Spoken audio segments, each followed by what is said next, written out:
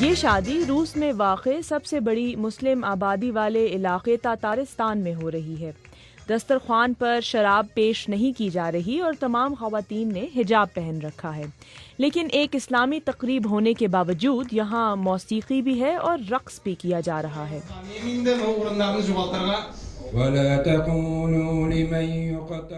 دلہا اور دلہن نے پہلے دعا کی اور اس کے بعد سب مہمان آپس میں گھل مل گئے۔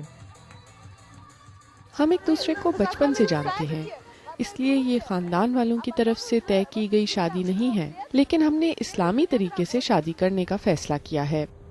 نرگیزہ کے والد زوفار گیلیلن تاتارستان میں ایک جانے پہچانے مذہبی عالم ہیں۔ ہم نے ان سے دریافت کیا کہ کیا اسلام میں موسیقی کی اجازت ہے یا نہیں۔ اس پر مختلف نقطہ نظر ہیں، لیکن اسلام میں موسیقی منع نہیں ہے۔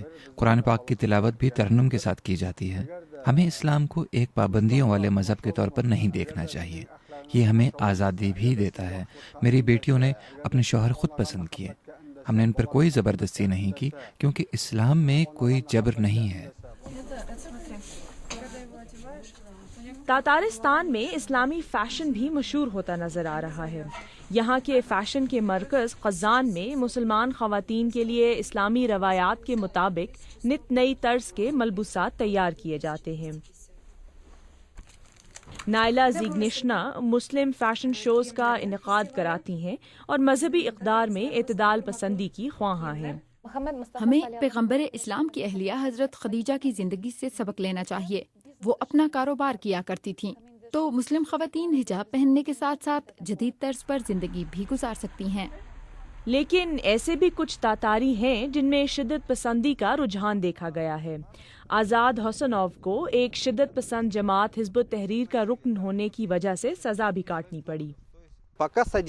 مسلم فیشن شوز کرانے میں کوئی حرج نہیں ہے اگر ان میں مرد شائقین نہ ہو، لیکن مردوں اور عورتوں کو گھلنا ملنا اور تقریبات میں اکٹھے رقص نہیں کرنا چاہیے، یہ غیر اسلامی ہے۔